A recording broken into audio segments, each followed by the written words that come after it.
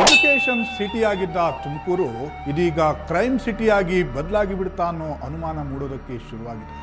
ಕಾರಣ, ಶಾಂತವಾಗಿದ್ದ ತುಮಕೂರಿನಲ್ಲಿ ಪದೇ ಪದೇ ಮಚ್ಚು ಲಾಂಗುಗಳು ಜಳಪಿಸ್ತಾ ಇವೆ. ಇದೀಗ ಮರಳೂರು ದಿಣೆಯಲ್ಲಿ ಮತ್ತೊಂದು ಬ್ರೂಟಲ್ ಮರ್ಡರ್ ನಡೆದಿದ್ದು ಇಡೀ ತುಮಕೂರು ನಗರವೇ ಬೆಚ್ಚಿ ಬಿದ್ದಿದೆ.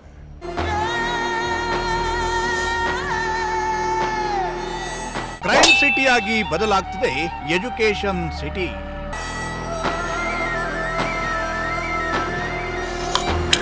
ಗೃಹ ಸಚಿವರ ತವರಿನಲ್ಲಿ ನಿಲ್ಲುತ್ತಲೇ ಇಲ್ಲ ಪುಡಿ ರೌಡಿಗಳ ಅಟ್ಟಹಾಸ.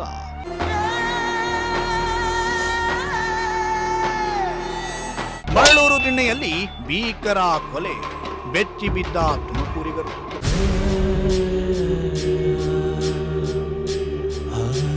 ಎಸ್, ಕಲ್ಪತರುನಾಡು ತುಮಕೂರನ್ನ ಶೈಕ್ಷಣಿಕ ನಗರಿ ಅಂತಲೇ ಕರೀತಾರೆ. ಅಷ್ಟರ ಮಟ್ಟಿಗೆ ವಿದ್ಯಾದಾನಕ್ಕೆ ಹೆಸರಾಗಿರುವ ನಗರ ತುಮಕೂರು. ಆದರೆ ಇಷ್ಟು ದಿನ ಎಜುಕೇಷನ್ ಸಿಟಿಯಾಗಿದ್ದ ತುಮಕೂರು ನಗರ ಇದೀಗ ನಿಧಾನವಾಗಿ ಕ್ರೈಮ್ ಸಿಟಿಯಾಗಿ ಬದಲಾಗ್ತಿದೆ. ಯಾಕಂದ್ರೆ ತುಮಕೂರು ನಗರದಲ್ಲಿ ಅಷ್ಟರ ಮಟ್ಟಿಗೆ ಕ್ರೈಮ್ ರೇಟ್ಗಳು ಹೆಚ್ಚಾಗ್ತಿವೆ. ಇದೀಗ ತುಮಕೂರು ನಗರದಲ್ಲಿ ಮತ್ತೊಂದು ಭೀಕರ ಕೊಲೆ ನಡೆದಿದ್ದು ತುಮಕೂರಿಗರು ಬೆಚ್ಚಿ ಬಿದ್ದಿದ್ದಾರೆ.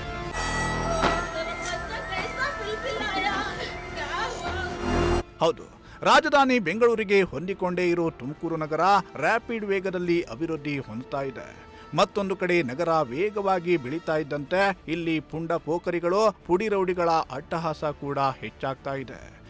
ನಗರದಲ್ಲಿ ಗಾಂಜಾ, ಡ್ರಗ್ಸ್ ಮಾರಾಟ ಕೂಡ ಎಗ್ಗಿಲ್ಲದೆ ನಡೆಯುತ್ತಿದೆ ಅನ್ನೋ ಆರೋಪಗಳು ಕೇಳಿ ಬರ್ತಿದ್ದು, ಇವುಗಳ ನಶೆಯಲ್ಲಿ ಯುವಕರು ಮಾಡಬಾರದ ಕೆಲಸ ಮಾಡ್ತಿದ್ದಾರೆ.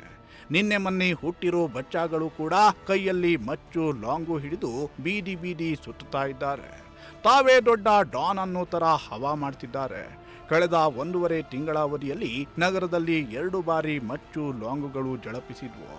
ಇತ್ತೀಚೆಗಷ್ಟೇ ಡ್ರಗ್ಸ್ ನಶೆಯಲ್ಲಿದ್ದ ಯುವಕನೊಬ್ಬ ಹುಡುಗಿಯ ವಿಚಾರಕ್ಕೆ ಇನ್ನೊಬ್ಬ ಯುವಕನ ಮೇಲೆ ಮಚ್ಚಿನ ದಾಳಿ ನಡೆಸಿದ್ದ ಘಟನೆ ನಡೆದಿತ್ತು.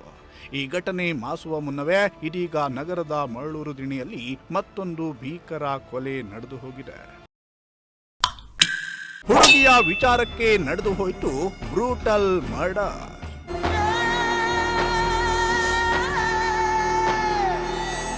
ಈ ಕೊಲೆಗೂ ಕೂಡ ಹುಡುಗಿಯ ವಿಚಾರವೇ ಕಾರಣ ಅನ್ನೋ ವಿಚಾರ ತಿಳಿದು ಬಂದಿದೆ. 20 ವರ್ಷದ ರಿಹಾನ್ ಪಾಷಾ ಕೊಲೆಯಾಗಿರೋ ಯುವಕ. ಯುವತಿಯೊಬ್ಬಳು ಕೊಲೆಯಾಗಿರೋ ರಿಹಾನ್ ಎಂಬಾತನನ್ನ ಲವ್ ಮಾಡ್ತಿದ್ದಂತೆ. ಆದರೆ ಕೊಲೆ ಆರೋಪಿ ಸಾದಿಕ್ ಜೊತೆ ಈ ಹುಡುಗಿಯ ವಿವಾಹ ನಿಶ್ಚಯವಾಗಿತ್ತು ಎನ್ನಲಾಗಿದೆ. ನಾನು ಮದುವೆಯಾಗೋ ಹುಡುಗಿಯ ಜೊತೆ ನೀನ್ಯಾಕೆ ಮಾತನಾಡ್ತೀಯಾ ಅಂತ 1-2 ಬಾರಿ ರಿಹಾನ್ಗೆ ಸಾದಿಕ್ ಆವಾಜ್ ಕೂಡ ಹಾಕಿದ್ದ ಎನ್ನಲಾಗಿದೆ. ಆದರೆ ರಿಹಾನ್ ಇದನ್ನ ಕೇಳಿರಲಿಲ್ಲ. ಹೀಗಾಗಿ ಸಾದಿಕ್ ಈ ರಿಹಾನ್ ಪಾಷಾನನ್ನ ಕೊಲೆಗೈದಿದ್ದಾನೆ. ಊಟ ಮಾಡ್ಕೊಂಡು ರಾತ್ರಿ 10 ಗಂಟೆಗೆ ಕೂತಿದ್ರು ಮನೆಯಲ್ಲಿ ಇಬ್ಬರೂ ಅಣ್ಣ ತಮ್ಮದಿರು. ಕರ್ದು ಕೆಳಗಡೆ ಫೋನ್ ಮಾಡಿ ಸಾದಿಕ್ ಅನ್ನೋನು ಫೋನ್ ಮಾಡಿದ್ದಾನೆ. ಫೋನ್ ಮಾಡಿ ಕರ್ದು ಕೆಳಗಡೆ ಮನೆ ಕೆಳಗಡೆನೆ ಹೊಡೆದಿರೋ ಚುಚ್ಚಿರೋದು 6 ಜನನು. ಸಾದಿಕು, ಮುಜಾಹಿದು, ಅಕ್ರಮ್ಗೆ ಬಿಟ್ಟ ನಮ್ಮ ಅರ್ಬಾಜು ಮತ್ತು ಇಮ್ರಾನ್ ಅಂತೆ, ಇನ್ನು ಇಬ್ಬರು ಯಾರಂತ ಗೊತ್ತಾಗಿಲ್ಲ ಹೆಸರುಗಳು. ಸರ್, ಇದು ವಿಷಯ ಏನಂದರೆ, ಒಂದು ಹುಡುಗಿಗೆ ಅವನು ಮುಜ್ಜು ಅನ್ನೋನು ಪ್ರೀತಿಸ್ತಾ ಇದ್ದ. ಆ ಹುಡುಗಿ ಬಂದು ರಿಯಾನ್ಗೆ ಪ್ರೀತಿಸ್ತಾ ಇತ್ತು. ಓಕೆನಾ? ಅವನಿಗೆ ಕೇಳಿದ್ದಾನೆ, ನೀನು ನನಗೆ ಮದುವೆ ಆಗ್ತೀಯೋ ಅವಳಿಗೆ ಮದುವೆ ಆಗ್ತೀನಿ? ಇಲ್ಲ, ನಾನು ರಿಹಾನ್ಗೆ ಮದುವೆ ಆಗ್ತೀನಂತ 1 ವರ್ಷದಿಂದ ಇಬ್ಬರದಲ್ಲಿ ಇದ್ದಾಗ್ತಿತ್ತು. ಅದಕ್ಕೆ ಈ ಥರ ನಮ್ಮ ಹುಡುಗನಿಗೆ ರಿಹಾನ್ಗೆ ನಮ್ಮ ಹುಡುಗ ರಿಹಾನ್ ಅಂತ ಅವನಿಗೆ ಮದುವೆ ಆಗ್ತೀನಂತ ಹೇಳಿರೋದಕ್ಕೆ ಈ ಥರ ಆ ಹುಡುಗಿಗೆ ನಾವು 2 ಸಲ ಅವ್ರ ಮನೆಗೆ ನಮ್ಮ ಹೆಂಗಸರು ಹೋಗಿ ಹೇಳಿದ್ದಾರೆ, ಬೇಡಮ್ಮ, ಇದು ಇನ್ನೂ ನೀನು ಚಿಕ್ಕ ವಯಸ್ಸು, SLC ಓದ್ತಾ ಇರೋದು ಅಂತ ಅವ್ರ ತಾಯಿ ಕುಣಿಸ್ಕೊಂಡು ಎಲ್ಲ ಕುಣಿಸ್ಕೊಂಡು ಹೇಳಿ ಬಂದಿದ್ದಾರೆ. ಅಂದರೆ ಈ ಮುಜಾಹಿದ್ ಅವ್ರಿಗೆ ರಿಲೇಷನ್ ಆಗಬೇಕು. ಅವ್ನು ಹೇಳಿ ಕರ್ಕೊಂಡು ಬಂದು ಈ ಥರ ಮಾಡ್ತಾನೆ.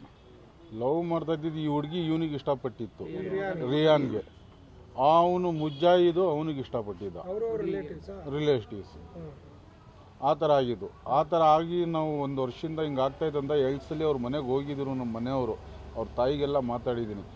1 ಸಲ ಆ ಹುಡುಗಿ ನಮ್ಮ ಮನೆಗೆ ಬಂದಿತ್ತು. ಅದು ವಿಡಿಯೋನು ಐತೆ ನನ್ನ ಹತ್ರ. ಮೊದಲೇ ಗಲಾಟೆ ಅಂದರೆ 1 ಸಲ ಏನೋ ಹಿಂಗೆ ಮಾತುಕತೆ ಆಗಿತ್ತಂತ ನಾವು ನಮ್ಮ ಮನೆಯವ್ರಿಗೆ ಕಳಿಸಿದೆ, ಹೇಳಿ ಬಂದ್ಬಿಡಿ ಹುಡುಗಿಗೆ ಅಂತ.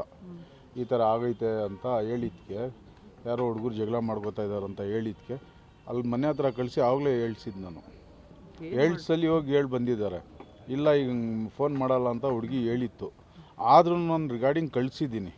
ಅವ್ರಿಗೆ. ಆಮೇಲೇನು ಹುಡುಗಿ ಫೋನ್ ಮಾಡಿತ್ತು.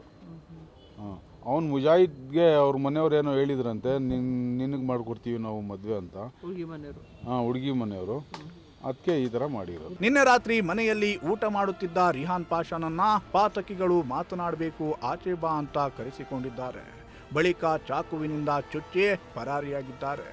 ತೀವ್ರ ರಕ್ತಸ್ರಾವದಿಂದ ಕೆಳಗೆ ಬಿದ್ದು ಒದ್ದಾಡುತ್ತಿದ್ದ ರಿಹಾನ್ ಪಾಷಾನನ್ನ ಕೂಡಲೇ ಜಿಲ್ಲಾಸ್ಪತ್ರೆಗೆ ದಾಖಲಿಸಲಾಗಿತ್ತು. ಅಲ್ಲಿಂದ ಹೆಚ್ಚಿನ ಚಿಕಿತ್ಸೆಗೆ ಬೆಂಗಳೂರಿಗೆ ಸಾಗಿಸುವ ವೇಳೆ ಮಾರ್ಗ ಮಧ್ಯೆಯೇ ಸಾವನ್ನಪ್ಪಿದ್ದಾನೆ.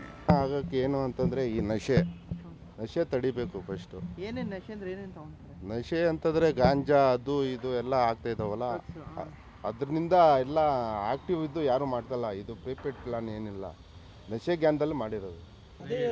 ಅದೇ ಎಲ್ಲ ನಶೆ ಜ್ಞಾನದಲ್ಲಿ ಆಗಿರೋದು. ಆಕ್ಟಿವ್ ಯಾರು ಮಾಡಿಲ್ಲ, ಬೇಕು ಅಂತ ಯಾರು ಮಾಡಿಲ್ಲ, ಎಲ್ಲರೂ ನಶೆ ಜ್ಞಾನದಲ್ಲೇ ಮಾಡ್ತಾ ಇರೋದು. ಇದೆಲ್ಲ ಅನಿವಾರ್ಯ ಆಗ್ತಾ ಇರೋದು ಎಲ್ಲ ನೋಡಿದ್ರೆ ಈಗ ಅದೇ ಅಲ್ವಾ ಬರೋದು.